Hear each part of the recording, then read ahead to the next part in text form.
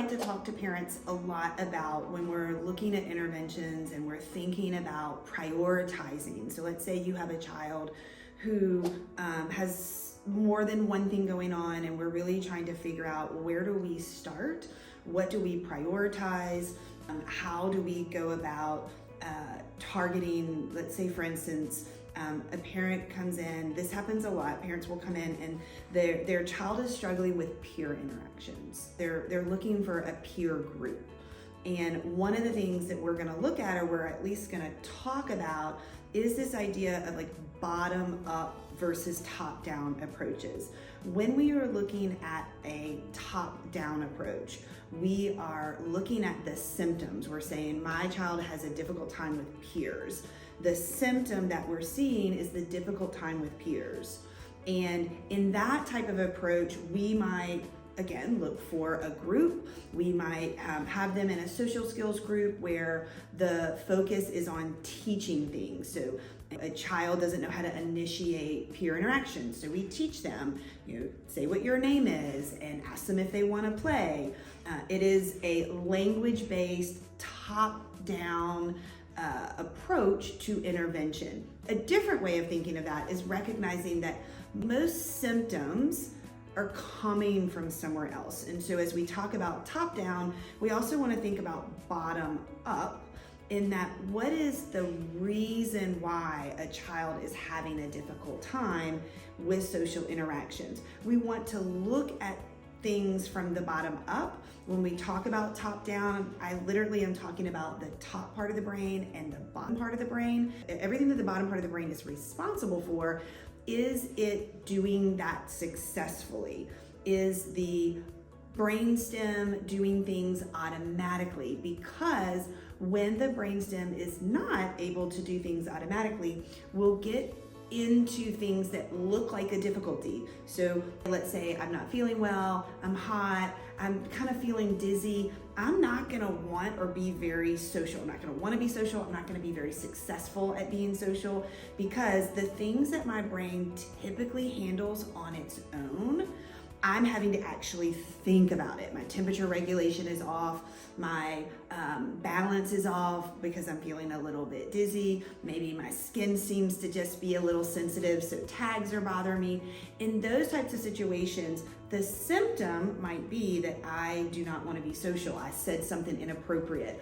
I had an interaction with a friend or a peer that wasn't necessarily appropriate. But really the cause of that is that my brain is busy doing other things. It is having a difficult time with temperature regulation, which your brainstem is responsible for. It's having a difficult time with your tactile system or your vestibular system. And so it looks like that I'm antisocial, or that I'm inappropriate with others, or that I have an emotional dysregulation problem. I have emotional regulation issues because I'm crying or I'm screaming or I'm doing these types of things. When if we look at this from the bottom up, I am dysregulated. My brainstem, for whatever reason, either because there's something disordered going on or because I'm just overwhelmed.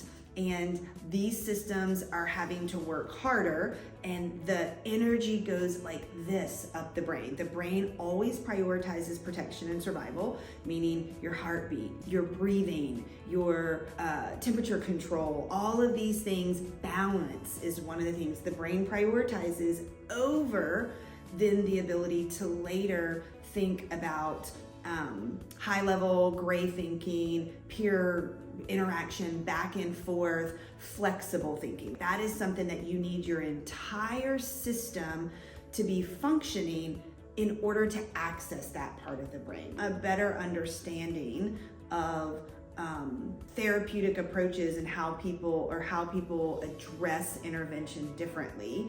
A bottom-up approach is going to consider the foundations that support higher level development, where a top-down approach is really going to look at observable symptoms and work to eliminate or to put them into place. So if we have a top-down, you aren't reading, so let's teach reading skills. Bottom up would say, okay, I see that you're not yet reading, but let me also look at your grounding and stability. Let me look at how your reflexes are working. Let me see how your eyes are teaming. Let me see what your tactile system looks like.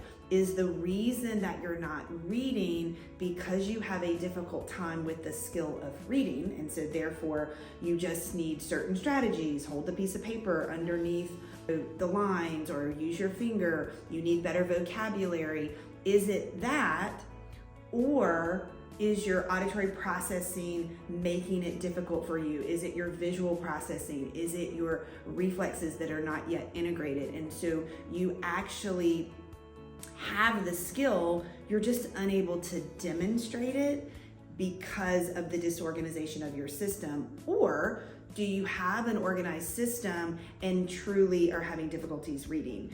If we at least rule these things out. So at DTS, when you come in for an evaluation, we're not going to pair symptomology with intervention. We're first going to rule out possible contributing factors to identify whether or not there are things that we can remediate that will lead to development that is closer to the neurotypical path versus just eliminating a problem. If you're demonstrating behaviors, it's not just to get rid of that behavior, it's to figure out, well, why are you having these why are you emotionally melting down? We don't want to just stop the meltdown. We want to understand where it's coming from. In a bottom-up approach, we're going to look at that first. And in a top-down approach, we're going to target symptoms more directly than and really look at compensations versus looking at remediation.